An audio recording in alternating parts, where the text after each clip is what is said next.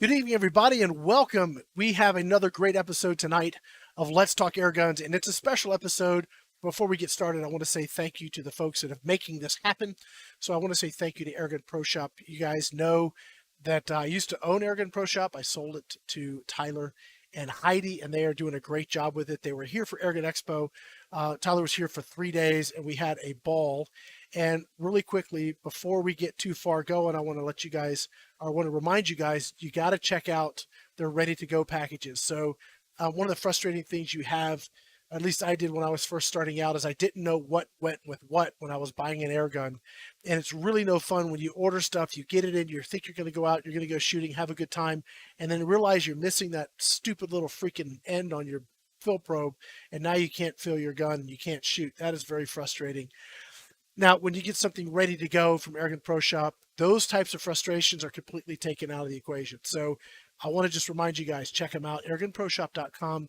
You can get everything in the box where you put it together yourself, or if you want them to put everything together for you, they'll do that as well. You can take it out of a hard shell case, air it up, ammo it up, and then go right and start punching paper or hunting or whatever it is you want to do. They'll get you set up right from the beginning. So we're going to talk about them a little bit more as we get into the show. But today's show, or tonight's show, is special because we have a special guest. We have Mark from Cap Arms here. We're going to kick over to him in just a minute. If you guys remember Airgun Expo, the last day, I had not shot the Dragon Claw, the Cap Dragon, as they call it. Now, this is the Dragon Claw, which is a favorite airgun of mine. It's a gun that inspired me to get into air gunning. It was like the holy grail. Good evening, everybody. I see you guys coming on here. It was a holy grail for me. I just couldn't imagine a 50 cal air gun, and I love my factory Dragon Claw. I love it. It's great, and we're going to talk about this as we go on here. But one of the things with that is that many states have regulations that are requiring a certain caliber or power output, and my Dragon Claw doesn't meet that. Well, in comes Cap Arms and what Mark has created, and he's an engineer, and he has folks that he works with, and they've created a valve and a system and some upgrades to that gun, which doubles the output power. And I actually have some crony numbers I'll share with you guys. My phone disappeared. There you go. I have some crony numbers that I'll share with you guys that we took during the expo that kind of show you, real data, what happened. So before we get too much further into it, because I know we're going to talk about some cool stuff tonight, and if you guys have questions for Mark, yeah, chime into the chat, and I'll kick him over his way. So without further ado, let's go ahead and jump over here, and let me transition here. Mark, how you doing tonight, buddy? Doing well? Doing great. Good to see you. All right. So I've told Mark he's got to talk loud on his end, so we hear him good and loud. So he's soft spoken from what I've been on the phone with him. So we're going to encourage Mark to speak up and talk loudly so we can hear him nice and clear. So first things first, Mark, you've engineered something that's pretty stinking cool. It is, and I'm gonna go on my soapbox for just a minute. It's a conversation we've had. When I first started in air guns back in the day, the way we got more power was you put more air in it and hit the valve harder. That was, there's a lot of people that do that same today. That's a lot of times the prevailing thought, right? If you have 3,000, well, you just fill it to 4,000 and you just hit the valve harder. You get more pressure and it goes faster, right? Isn't that what a lot of people are doing? Oh, you're asking me. I was asking you, yeah. I was kicking that. That was a handoff. All right, over to you. There are a lot of efforts to add more pressure and stronger springs, heavier hammers, and you have to be like Arnold Schwarzenegger to cock the gun to reach those power levels. But at some point in time, you start hurting and breaking things. So we took an approach to make the valve easier to open. In our Cap Dragons, we use the same factory hammer and spring, so it's easy to cock, and we actually modify the hammer slightly. We provide 4 cocking positions as opposed to the factory 2. So theoretically, the hammer is even lighter than factory, but we still double the power. at the same pressure as the factory. Okay, so this was my big question because this was, and I've worked with some other valves. You're not the only person that does it, but you're the only person I know that's doing it with the Sam Yang class guns, the Dragon Claw. And we have a question: do you do it with the 357? Yes. So the Dragon Claw, Recluse, 909, Light Hunter, the Wing Shots, all of those guns that have that receiver, that basic receiver, those are all on the table to receive your valve and your upgrade to get a lot more power. And what intrigued me about the system when because I met Mark at SHOT Show, what, 3 some odd years ago, almost 4 years ago, right? Because you were at 2019 Well, or 20. we were at Range Day at 2020. Okay, all right. So it was 2020 I met you then. So I met you at 2020. I remember Angie was shooting your gun at Range Day, and Yep. I met you down. They had you in the basement somewhere in some back corner, exiled down in the "I'm a newbie at SHOT Show. We'll put you down here, Yep. here aisle." And we got to talking, and it was my only experience with power mods and upgrades at the time was what I was describing earlier. More pressure, hit it harder.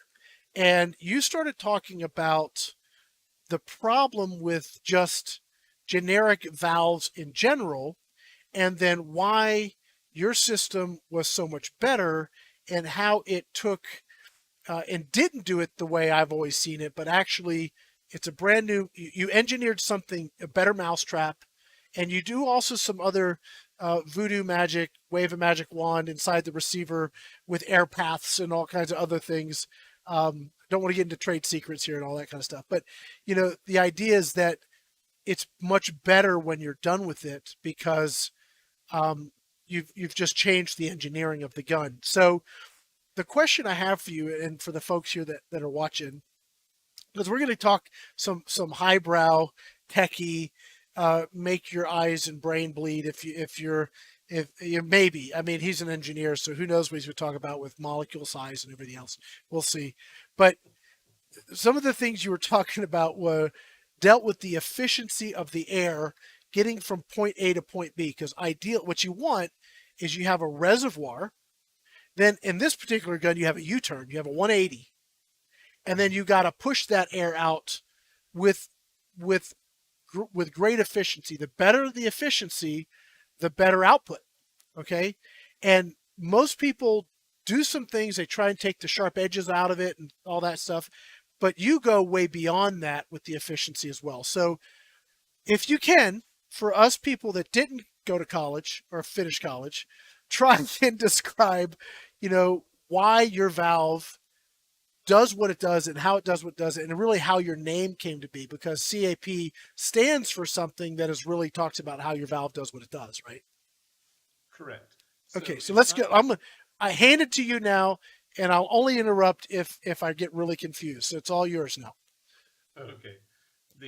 So we got a patent issued on our technology, and it stands for constant acceleration pneumatics. So most firearms, most air guns, the gas is allowed to expand behind the bullet, and the pressure drops. So your acceleration is not constant throughout the barrel. We control our valves so that the pressure remains uniform from breech to muzzle. This, in engineering terms, increases the area under the curve, allows us to do more physical work on the bullet while it's in the barrel. That's what constant acceleration pneumatics stands for. So it's not just simply a valve in itself, which is critical, but it's also the valve timing and control, the motion of the valve, the opening, the duration, and the closing of the valve that allow us to implement constant acceleration pneumatics. So, Mark, let's do this. If you can, and we may get a little feedback when I talk, I need you to go to that setting on your computer and kick your mic boost up to 20%, if you remember what that is. I do. Yeah, let's do that, because they're saying they can't hear you, which is what I had a concern that might be the case. I've got you turned all the way up, but his input volume, guys, is is low on his side. I think next time we'll have you up. When we have you up, Mark, we may make you wear a headset. See, I had to wear one. I think it's only fair he has to wear one. We'll do that next time. Okay, just 1 second here. Sure. My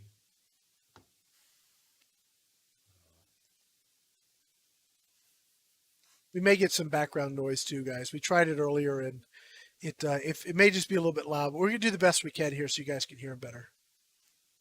okay, so there's the sound. While he's doing that, I'm gonna take you guys over real quick to show you. We're just gonna zip over to his website real quick. So he has a store, and before we get to that, if anybody's interested in Mark's products, we created a profile at Airgun Expo. I'm showing you guys that because poor Mark, his website, he's an engineer, not a web developer, so the website is in need of some work, and we've already talked about how we can maybe help him with that. So if you guys want to have like a more direct link to a Shopify and some other cool stuff, you can also see his stuff at the Airgun Expo. But if you go there, go to his profile, so that you would go to the Airgun Expo and then just click his logo, and it pops up his page. A couple things. One, you can jump right to his Shopify, which you can buy. Second thing is we have some coupons. So there's coupon code Expo22 will get you $200 off a full rig. And we have Expo Upgrade 22, which will give you $100 off an upgrade. If you have any of the guns we talked about, the Recluse, the 909, the Dragon Claw, the Wing Shot, single tube or double tube, not the double shot, but the regular Wing Shot, you can get $100 off the upgrade. So I encourage you guys to check that out.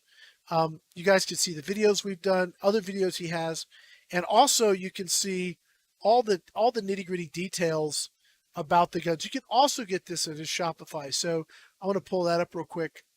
So here's a Shopify website, and this is where you can actually place your order and pick one of his guns up. So I encourage you, take a look, help him out, and go take a look at this stuff. Did you find that setting? I'm having difficulty. I'm not the computer.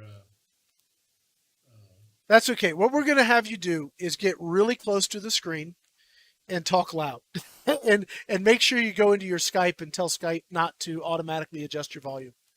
So let's do that. We're going to do the best we can tonight, guys. Sorry about that.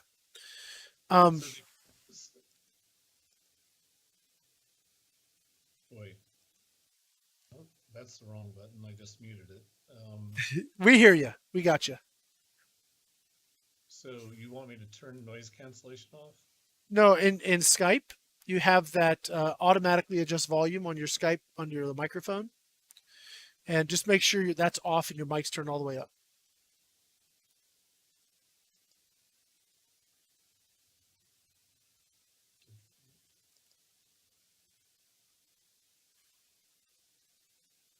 All right, we're going to do the best we can here, Mark. So don't worry about it. Get close and talk loud. Now I can't hear you at all.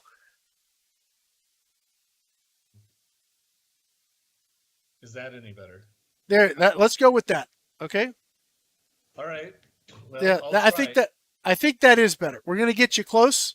So we have the Mark head on the screen, and we have Mark talking loudly. Raphael, he's got this, and I think Raphael, you're on it. He's saying this. He says the volume inside the barrel changes while the pellet moves forward, and there's a relationship between volume and pressure. How can you keep the pressure constant while the volume changes? Well, that's the secret sauce, right? That's part of what allowed us to get a patent. Yes. Two things. One is one of the features of our valve is we open two or more valve areas at the same time. Most valves open only one port. We open multi-port, so it's a multi-port valve system. So it allows much higher flow, much less resistance through the valve. And then secondly, the volume in the barrel is changing, and as long as you have enough flow, you can keep up with the change in the volume. but you have to have very, very unrestricted flow from the high pressure reservoir to maintain the pressure behind the bullet as the volume is changing. Okay, we have another question from Mike. Mike saying, are there any sensors required in monitoring the barrel pressure to keep the barrel pressure constant until the bullet leaves the barrel, or is it all in the design? We tune it so that the valve opening, closing, and duration is appropriate for the gun in question. So it's going to change. So no sensors. There's no electronic sensors. It's all mechanical. Is really, I think, the question. There's nothing. It's not like an Alpha Wolf, Delta Wolf, Red Wolf. It's not none of those things. We're talking just pure mechanical engineering that's accomplishing this. Depending, and you can tune that based on caliber and design, because it's not just one caliber. You could do this with all of the Samyang class guns. Correct? That's correct. Okay. That's correct. Yeah. So keep the questions coming, guys. If you have questions, keep them coming, because this is pretty fascinating. I want to share with you guys here in a few minutes. I want to share with you the crony numbers I got from my stock Dragon Claw as compared to the one that was sent to me, which was just a customer's gun that they were gracious enough to loan out. Correct? Correct. Yeah, so that was just a gun that was supposed to go to a customer. They were gracious enough to let us use it. So that wasn't a custom get it to Rick special gun. That was an actual customer gun. Correct. So, yeah. So, yeah, Raphael saying makes sense. Timing and flow is key then. And that's exactly right. And again, when you were talking about the patented side of things, well, that's why you got a patent. Right? Right. One of the key items that our patent office requires is that the new idea be, I guess this is redundant, be novel and not obvious to those that are skilled in the art. So the features that we have are considered to be unique enough to merit a patent, or Cool. else, somebody else's valve or technology would not allow us to get a patent, since we're not different enough or new enough or non-obvious enough. Cool. All right, so let's talk a little bit about actually, let me just bring up the crony numbers now. And we are talking about some fairly technical things. So for those that aren't into ultra tech, I get that this episode may be a little bit like yawn, but for those that are techies that like tinkering and like to get the most power out of their stuff, this is pretty cool stuff. All right, I find this fascinating. All right, so when I was before we did anything, as you guys, I don't have my facts not fluff hat on tonight, but that's a big part of what I do. And before we even were gonna show the Cap Dragon, Mark made some pretty incredible claims to me. He said that by the end of their shot curve, the last shot is more powerful than your most powerful shot you'll get in the factory one. I'm like, well, that's some bold claims. But we ran it over the chronograph, and doggone it if he wasn't right. So I'm going to read you. Now, I did get more shots out of my Dragon Claw, but none of them were even close to the power output. So I got 10 shots out of mine, and I topped out at 228 foot-pounds. And frankly, my Dragon Claw, as far as a flat shooting big bore, is really good. I mean, it's just a factory gun. I haven't done anything to it. It's really a good shooting gun, but it's right at that 228. That's the best I got. Everything else was really around 200. I think it was like 219, 220, 228, 219, 225. And then it dropped into the 200, 211, 219, 207, 215. So I don't know how the laws of Texas read if every shot has to be over the 230. But yeah, if it's 230 foot-pounds here in Texas, I didn't have a single shot that would classify me as being legal. Right? That's a problem. I love the gun. I want to hunt with it. Yeah. Here in North Idaho, well, all of Idaho, the minimum is 350 foot-pounds. Wow. Okay. So a whole lot more. So, all right. So this is what I got with his upgraded gun. I got 6 shots. That's when I hit the part on the gauge where I stopped shooting, which was right at where it goes from out of the yellow into the red, or just about ready to hit the red or whatever. I think it's red, yellow, and green. Is that how it works? Or is it? Yellow is the low end. Okay. Yellow, green, and red. Oh, red's the high. Too much. I got you. Okay. Yep. So I was about to drop into the, I don't want to go lower than this color, whatever, the yellow. My first shot, you guys, and I was shooting a 336 grain slug. So I was shooting the Hunter Supply 336s. 469 foot-pounds. So yeah, that's a lot. It's double. It's double. Yep. Okay, that's double. And then we saw a fairly consistent drop all the way down to shot 6. And my last shot, shot 6, was 236.5 foot-pounds. So the last shot on the curve had more energy than my most powerful shot on my stock gun. Now, yes, we went from 469 to 236. So is that like a crazy huge drop? Well, yeah. But this is now hunting legal. And if I'm hunting something, I'm probably getting 1, maybe 2 shots before it's no longer in range or it's run off, or I've either done what I need to do in 2 shots or I ain't going to do it. In those 2 shots, I'm sitting at 469, well, say 470 and 430. So either way, I'm in good shape with those 2 shots. Even the third shot would be legal for you in Idaho, right? Mm-hmm. Is what you just said. The third shot was 378 or 378 foot-pounds. So you're looking at a gun that, again, for me, is one of my favorite designs. I absolutely love the design of the Dragon Claw. It's short. It's compact. It's heavy-ish, but that doesn't bother me. I just love the design and look of it. It's very traditional, and I'm just very comfortable with it. I don't have to go with some super 58, 62 inch monstrosity to get a bunch of power. I'm able to do it with something I'm already very comfortable with. And, that is that's pretty cool numbers. And we tested all that before we took this thing live because we wanted to make sure that I was doing what it said, and it flat out did it. And Angie did some shooting. I did some shooting too. She's better at it than I am, which is really sad. She's actually gone to a hunt, guys. So she's out hunting duck, I think, this week. Yeah, she's cleaned my clock many, many times over the Expo. But she was able to put all her shots on steel at 50 yards, even with the drop in. I don't know why those are shutting off. Even with the drop in power at 50 yards, it really didn't matter. So it was impressive. So I kick it back over to you, Mark. Okay. Yeah.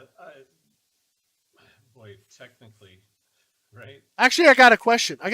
This is a great question because, Steve, I don't know if you were in earlier, but Steve's question is right, would be my concern that we talked about in the beginning. So Steve's asking this question, Rick, does this set up where the gun out quicker, kind of like nitrous in an engine? I'm going to let you answer. Short answer is no. But I'm going to let you say why it doesn't work. So this is why I like this design. Okay. This and designs like it. But Mark, go ahead and tell me why it doesn't do that. Well, so the where concerns would be on the hammer and the spring and the valve rod, if you will. We're not using any more force than the factory hammer and spring. So there's nothing in that mechanism that's opening the valve that's going to cause increased wear or damage, like some of the options out there where the spring is stronger and the hammer is heavier, and you're going to be breaking things or wearing things out faster. We actually, our valve opens with less force than the factory valve does. even though we're opening a much larger area, it takes less force to open our valve than the factory gun. So in that sense, you could say we're improving the longevity of the gun. Yeah. That was, Steve, your question is exactly what I had at the very beginning, because as I said earlier, my only experience was with modding air guns to get more power was you hit it harder. And that is not what they're doing. And that was what really intrigued me with the whole design. It just makes that work better. The whole gun works better. And Lightspeed's saying he agrees 50 cal is pure hunting. Set it up for 2 power shots and call it a day. I added call it a day. He didn't say that. That was my words. Yeah, I agree. You know, I don't need 10 shots out of my 50 cal. You know, if I was just coyote hunting or pesting or that kind of thing, I'd frankly take my factory Dragon Claw because I get more shots. I'd have more opportunities. I wouldn't be having to hunt air in the middle of a coyote hunt or something. But if I was going after a big hog or deer or something that was significant enough where I wanted enough gas in the tank to know I had some overhead to drop it, then the modified Cap Dragon is freaking awesome. And getting to shoot it was just a lot of fun. It has the dynamic of the shot was it was more like a gentle push than a slap. And I don't know if that's a function of how you guys are transferring that air into the barrel, because it's not just one slam. It actually continues to fill that volume until the arrow or the bullet goes out. Excuse me, it's an arrow. The bullet goes out. Then it had a different feel of rapport in my shoulder. It just felt different. It was very comfortable to shoot. Loud as hell. So that's why we're wearing ear protection. But that doesn't bother me. I like it loud. Doesn't bother me at all. So, yeah. Well, So and you can put the silencers. It has a threaded barrel, so if you want to quiet it down, we've been using the Donnie FL with the extension, and it quiets it down very nicely. yeah, that might be fun to play with. I may reach out to Donnie. I know that what we're going to be doing is Angie has a Dragon Claw, and we're going to be getting that out to you for Gateway Air Guns and ask you to modify it. And then we're going to let Angie do some grip reviews and also do some hunting with it. So, I mean, that's forthcoming. That's not going to happen tomorrow, but you know, this is a great technology. Now we've talked about the Dragon Claw. Real quick, let me just say about pricing, guys.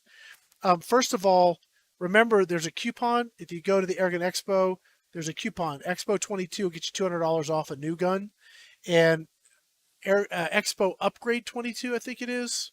Mm-hmm. Yes, will get you $100 off upgrading your existing gun. So check those out.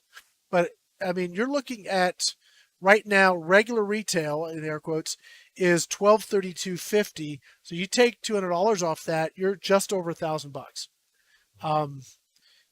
I think that's a lot of value in something that is really unique with a ton of power.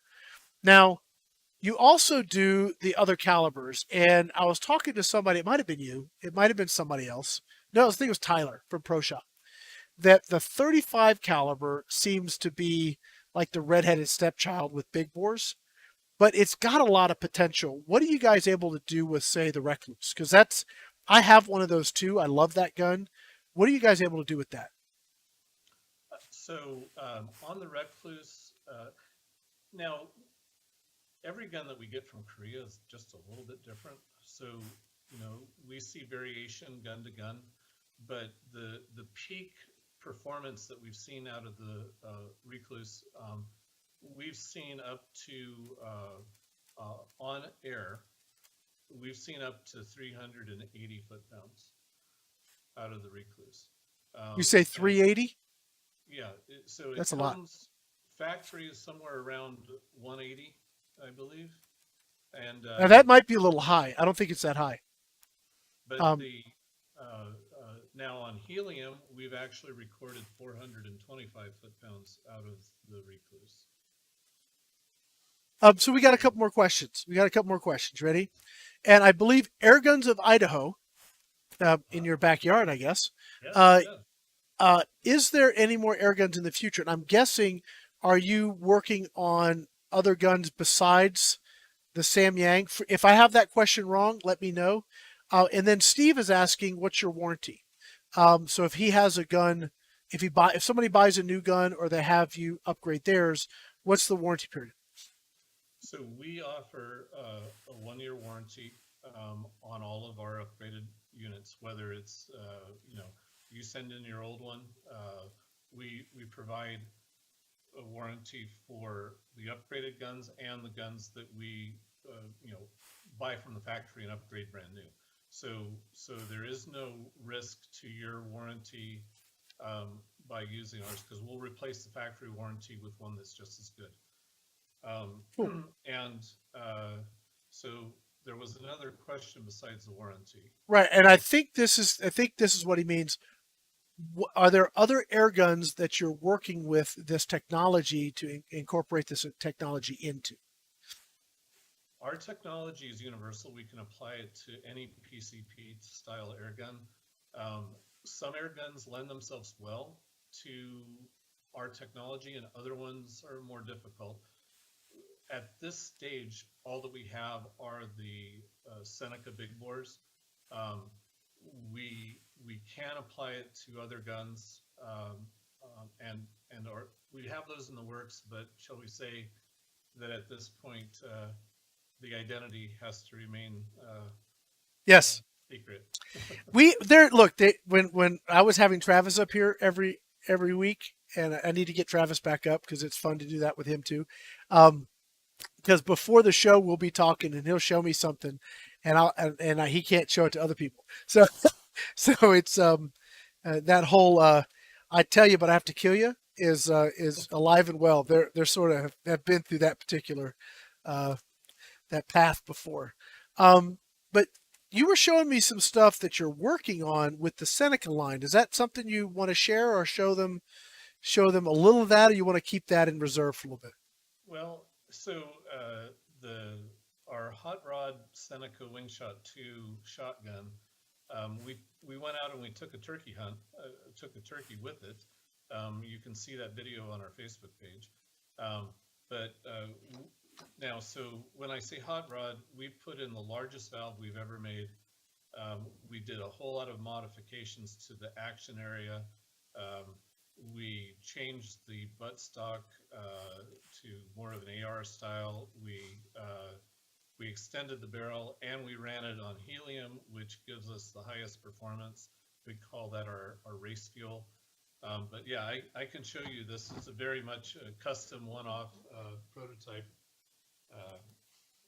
shotgun here, but you can see it on our Facebook page. So with a 34-inch barrel. Okay. Very, very long gun, but we got up to 1,020 foot-pounds out of this gun. We were shooting 7/8 ounce of shot at 1117 feet per second, which is 410 equivalent shotgun, and it harvested the turkey extremely well. I would imagine so. Was there anything left of it? We did an X shot so that there was still something edible. Good, because I mean that would be ideal. Thanksgiving. Yes. Yep. But yeah, that's one of. Boy, on the other one, I'd like to have it a little further along. That's fine. Then we'll just save it. Look, I mean, we're friends now, so I mean, if you guys like talking with Mark, we'll have him back up. We'll talk about all kinds of cool stuff. Now we're going to geek out a little bit. We're going to put on our why this matters, and we're going to kind of deal with some airgun mythology. You ready to do some airgun mythology debunking, Mark? Engineering fun. So, all right. So when we're talking about guns and the challenges that airguns that you as an engineer have with airguns, there are theoretical limits of how much power you're going to get on air. Now, you've mentioned helium multiple times, and for those that don't understand, and the scale is going to be wrong, but hey there, Gary. Gary is a guy that comes up on the show. He's in his hospital room. Gary, man, thoughts and prayers out to you, my friend. I hope you get better soon. Stay in touch. I've been watching you on Facebook, and at some point, dude, we got to chat again. And I look forward to you getting healthy and doing some doing some more airgun reviews. So get well, my friend, and stop going to the hospital and get sick already, would you? Okay, so like an air molecule, let's say the air molecule is that big. Okay, if I've got a hole to put something that big through, I can only get so many through at a time. Okay, right? Correct. A helium atom, excuse me, not a molecule, right, is like that big. Scales off. All right, guys, scales off. But imagine if I have something this big going through a hole that big, well, bigger, but I can only get so many through, right? So a helium atom, which is teeny tiny, I can get a lot more of those through the same hole, right? Yes. And that allows you to get more energy, more power, more velocity. And we need to talk about the ghost bullet, okay? Because I'd never heard about such a thing. And this is going to make your brain melt a little bit, everybody. So stay with us as we talk about the ghost bullet, because I would have never thought of this. But let's talk a little bit about, one, the ghost bullet and what you're overcoming when you go to helium and why it's so much better. It's a finite gas, so don't go buy up all the helium and use it all up, guys, because we need it for other things. But you guys, just, I don't want to run out, right? We might need it for something. But Elon Musk is using quite a bit for his rockets. yes, let's we need some for our air guns, Elon. So just knock it off already, right? Maybe he could share some. A little bit, a little bit, a couple $1 million worth be fine. All right, but let's talk about, one, the ghost bullet, because I did not know what Mark was talking about when he said it. But let's talk about that for a moment, and then we'll talk a little bit about why helium is a good option. And my question is, have you worked with lighter than air mixtures that's not like pure helium, but like not air either? That's better than air, but maybe not pure helium. So first question is, let's talk about the ghost bullet. Second question is why helium is the best option. And then the third question, unless we have other questions, is have you worked with other mixtures that have shown promise? So let's start. You ready? Ball's in your court. Go for it. So with modern air gun pressures, we're talking between 3,000 to 4,500 psi. The density of air no longer is insignificant. When you're dealing with the smaller calibers and lower pressures, then the air density is a factor you can ignore. But when we're talking big bore air guns, we're talking modern air gun pressures, it's very easy to have your propellant itself, just the propellant, weigh equal to the bullet that you're shooting. So the one cubic inch of air at atmosphere weighs 0.327 grains. So you go to 100 atmospheres or 100 bar, right?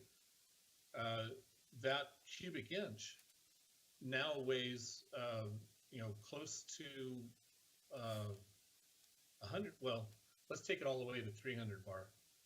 That cubic inch of air compressed down to where it's at that level of pressure. We're talking 300 grains in a cubic inch, right? So how many cubic inches are there in your 50 cal barrel? On the Dragon Claw, you're looking at about 5 cubic inches. So you fill a 5 cubic inch volume with 3,000, well, no, I was talking 300 bar. I'm getting my terms confused. But anyway, you're looking at grain weights that are equal or greater than the bullet itself. So you have to spend the energy to push those grains out of your barrel. But the problem is that only the lead makes it to the target. The grain weight of propellant dissipates, right? So you have a ghost bullet.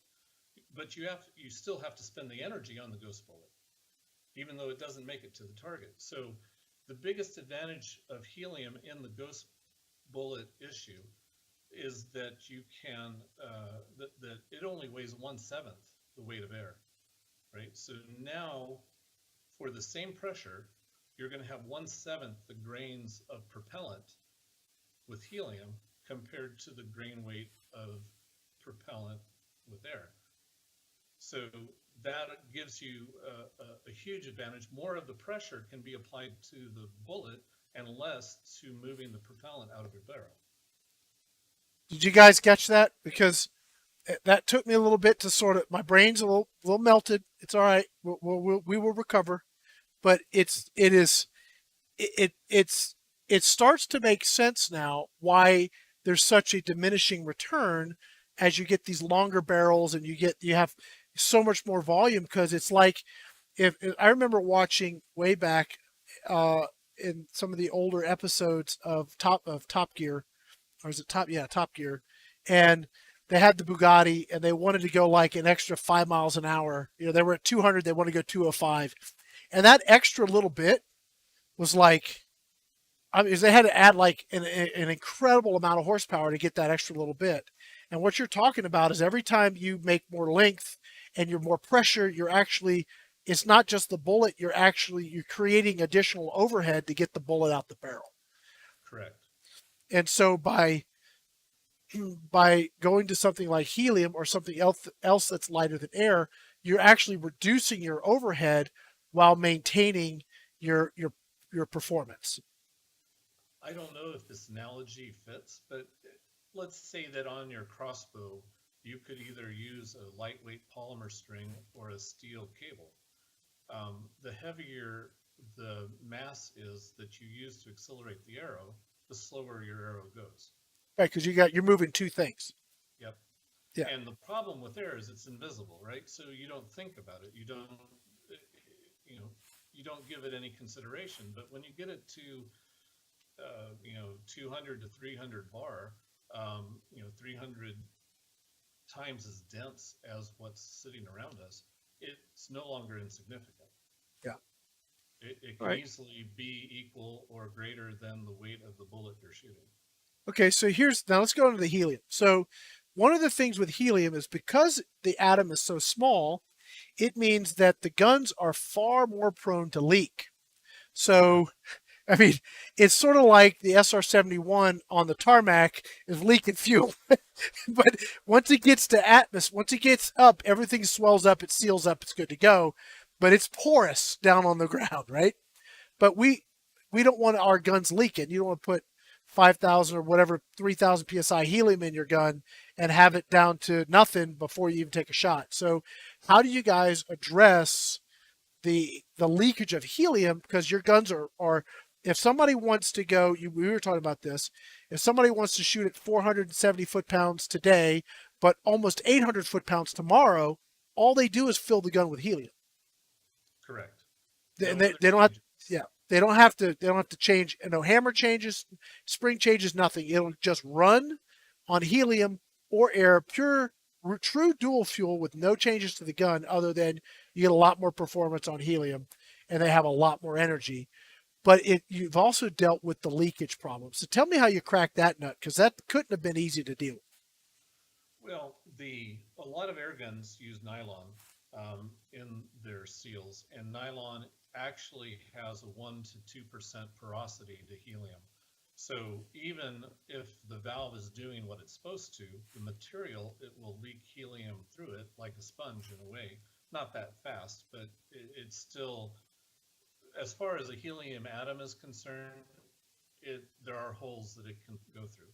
So we use what's known as Acetron. It's a engineering polymer that is 100% non-porous to helium. So it's not just how the valves are polished and seated.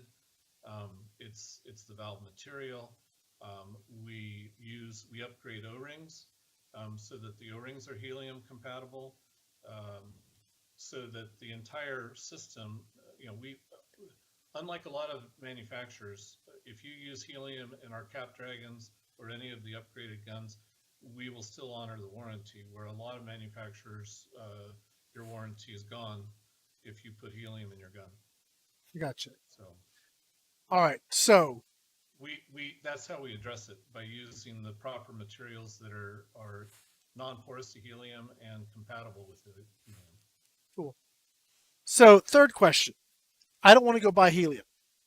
Is there Mhm. something else that I can use? Is there some other uh, combination of lighter than air gases and some sort of mixture? I don't want to run hydrogen either because I don't want to have a bomb where it explodes in my face or something, a micro Hindenburg or something. You don't want a Hindenburg? No, no. Although if you could get an igniter rigged up and have it go off just at the right time, we could really get some acceleration of that bullet.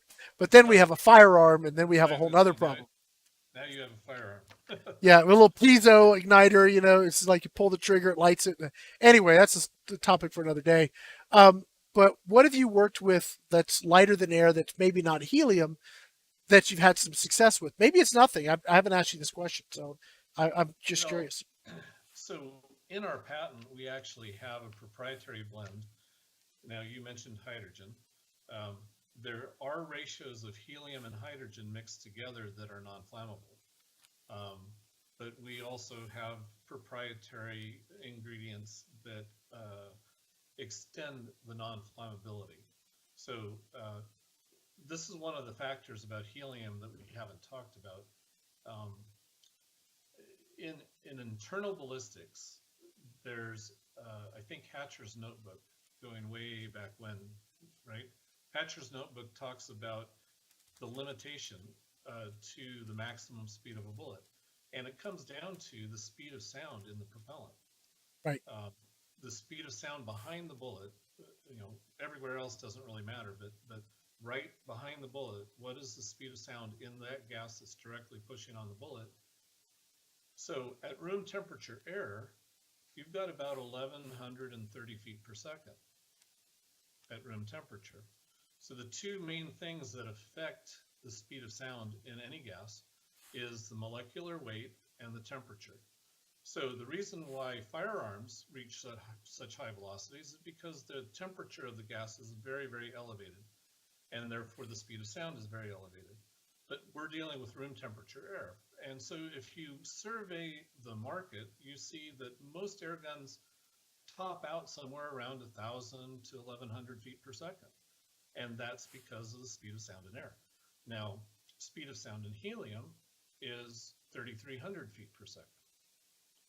So you're not going to reach the speed limit of helium until you're pushing 3,000 plus feet per second. The speed of sound in hydrogen is 4,000 feet per second. So when you're going supersonic, your speed limitation is going to be based upon. And now this is internal ballistics. A lot of people say, well, helium inside the gun doesn't change the speed of sound outside the gun. Well, that's true. But you need the speed of sound inside the gun to be fast enough so that you can go supersonic outside the gun. We're not changing the speed of sound in the atmosphere, but inside the gun, for the gas to keep chasing that bullet, once it gets past 1,100 feet per second, you need something that has a higher speed of sound to keep up with the bullet, to keep applying pressure beyond that velocity. Okay, now everybody's brain is now melted. Sorry. So no, that's fine. I'm teasing. I think we get it. I mean, there's just the idea that there are these engineering and physics limitations of these things. It's good for people to know. That's why when you diesel your brake barrel, you get higher velocity, right? Because you're creating an explosion, raising the temperature, creating something that is faster, way faster than the speed of sound inside the gun, blasting that thing out. That's why you get the higher velocity. That's why you don't get it when you don't diesel it. Yep. So Exactly. Yeah. Okay. All right. So the answer to my question was yes, but it's proprietary blend. Is we did have somebody ask, what if you use straight nitrogen? Is there any advantage there? There's a small advantage in straight nitrogen. So the average molecular weight of air is 29. The molecular weight of pure nitrogen is 28. Okay. The molecular weight of helium is 2. Ouch. There's a huge gap, right, between air and helium. There's a small advantage to nitrogen. And a lot of times the other advantage to nitrogen isn't ballistic related. It's just when you buy pure nitrogen, it's dry, right? So you don't have Yeah. to worry about moisture. But yeah, there is a very, very small gain on using nitrogen because it is a slightly lighter gas than pure air. Gotcha. Okay. All right. Well, it is 7:20. Can you believe we burned almost a whole hour? And I'm not even started yet. I know you haven't even got it going yet. I know. I know. All right. So the other thing we haven't talked about is those that are totally mental that want to use the your technology, which I think is completely. I'm teasing, guys. Don't take me serious. I'm goofing here. Completely irresponsible to try and shoot arrows out of these guns, which has got to be one of the most lethal ways. Somebody's asking about argon as an option too. That's an inert gas. That'd be what's the weight of argon? It's lighter than air, so argon would be an option. And I like to call our gun a multi-gas gun, right? It's a hybrid. You can use multiple different propellants. So right now, the most common ones are air, nitrogen, or helium. Our proprietary blend isn't like universally distributed, and our argon. I have a lot of customers that happen to be welders, so they love the helium, and argon is an option. It would be less expensive, but it would be faster than air. Cool. All right. So arrow guns. What are you seeing with your arrow guns when you're trying to run like the air bolts or something out of these things? So we've seen 680 to 700 feet per second on the 430 grain arrows. So that right there is 2 times more kinetic energy than the most expensive, fastest crossbow you can buy. That is, I took a pig with a Dragon Claw and an air bolt. It was the most lethal thing I'd ever seen. I cannot imagine how that is just talking about extending the useful range. Because when I was hunting with the air bolt, never having done archery or anything before, I didn't understand flight time. But you are dramatically reducing flight time at that because you're looking at 40 or 50-yard shots could be doable.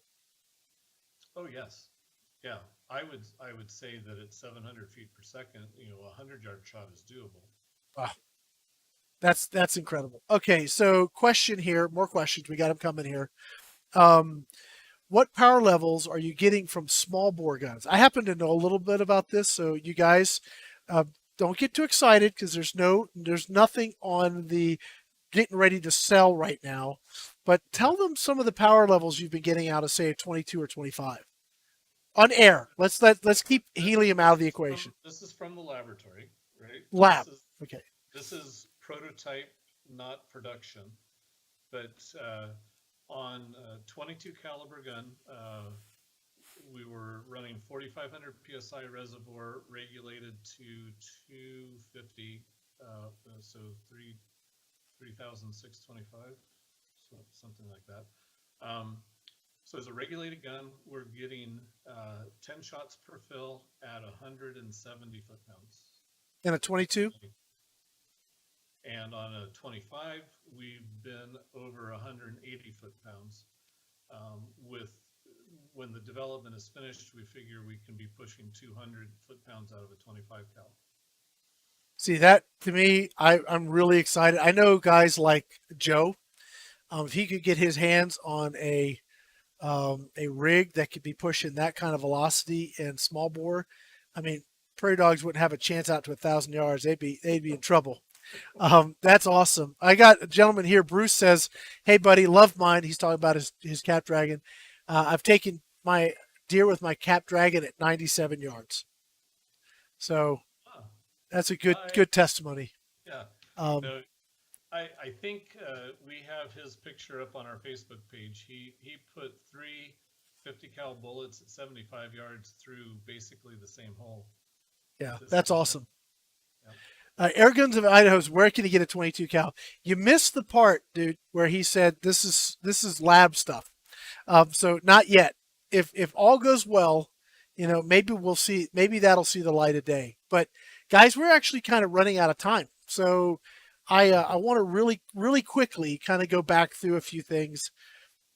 First and foremost, and I'm going to try not to overstep here. This is not what I'm doing. Mark has not asked me to say this. All right. But they're a small company, a small business, right, Mark? I mean, you're not independently wealthy. I mean, you and Elon are not having lunch tomorrow. That I know of, you didn't win the Powerball. Um, Correct. but anyway, we got some nonsense going on here. Let me report that user. There we go. We'll just report that and so forth. There we go. Get rid of this garbage. I need to have. I need to get my wife often will be. In fact, you guys, what we're going to be doing, we're going to be moving the show to the studio, and we're going to be doing it more like we did for Airgun Expo. So we're going to be doing a lot more of this kind of stuff, which will be cool. Anyway, Mark's a small business, right? He's funded this out of his own pocket to get this up and running. It's very expensive to register a patent and do these things. I think personally, having shot his gun, and I know Angie shot it, and others that own it I've not heard anybody have anything bad to say about it. They all love the product. What I hope is that you guys love it too. Okay. And I hope that you guys will take some time and check over his websites, plural, and look over the material and consider a Cap Dragon or a Recluse or a 909 or a Wing Shot or one of these other guns as something that might be your next big bore. Because gosh, we need more small boutique builders in the industry. We need that. We actually need that for many reasons. One, I think it's great when we have an independent American owned and operated. That's correct, Mark. Correct, American owned and Yes. operated Yep. company that is putting food on their table and probably some other folks too. That kind of thing is cool and awesome, and I think we should do what we can to support it. And you're not going in the hole if you buy one. And what I mean by that, you're not subsidizing without getting a real return on what you're paying for. These are really cool air guns. So I want to encourage you guys to take a look at this stuff, share this video with your friends, let them know about Mark and what he's doing, about the air guns he's building. And yeah, I would love to see some small bore stuff. I would love to see a nice 30 cal shoot some slugs. I'd love to see some stuff out there that would really kind of, I don't know. Anyway, I guess I'll save all my hopes and dreams. I'll talk to Mark afterwards, and we'll come up with some ideas. But I would love to see this company really crushing it and doing very well in the market. So, but for that to happen, I kind of need you guys to consider them for your next big bore air gun or mid bore if you consider the 35 a mid bore. But take a look at their stuff. Let people know about what they're doing. If you have a Dragon Claw 909. Recluse Wing Shot that you want it doing more, well, look them up because you get $100 off that upgrade right now, which I think is a great deal. That's going to be it. I want to say thank you to Mark. I'll give you a couple minutes here, Mark, to wrap up, but I want to say thank you to Mark. I want to say thank you to Airgun Pro Shop for sponsoring Let's Talk Air Guns tonight, and obviously Mark for coming up here and hanging out with us tonight. Mark, you have any final words? Well, everybody come visit our Shopify store and our Facebook page. Facebook is where I do a lot of updates, and it's easier for a non-web person like me to do updates there. Obviously, there's, we even have Airgun Angie up there. There you go. Yeah, I just pulled it up for him. Yeah. Yeah. So we're here. We answer the phone. We don't have a big call center where you talk to someone other than us. So, we'll answer your questions if you have any, and we look forward to having you guys experience what Cap Dragon shoots like. Yeah, it's awesome, guys. So that's going to be it. If you guys have, Bruce is saying great customer service too. Um, so if you guys have questions, look them up. Mark, thank you for coming up. Guys, if you like these kinds of shows where we have guests on, it makes my job easier. I like it personally. Let me know because we can do this. We can do this more often for sure, and we can just yeah, we can have more fun and we can talk air guns because that's what this is all about. Mark, when I hang up with them, don't go anywhere. I gotta speak with you for a few minutes, but that's gonna be it, guys. Thank you for joining us tonight, and I hope you guys have a great rest of your week. And we got Thanksgiving coming up, so have a great holiday season. We got all kinds of cool stuff going on. So, Gary, please get better, dude. I hope you feel better, and quit getting sick, dude. We need you making some videos for us. That's gonna be it, guys. Have a great night, and we'll talk to you soon. See ya. Night.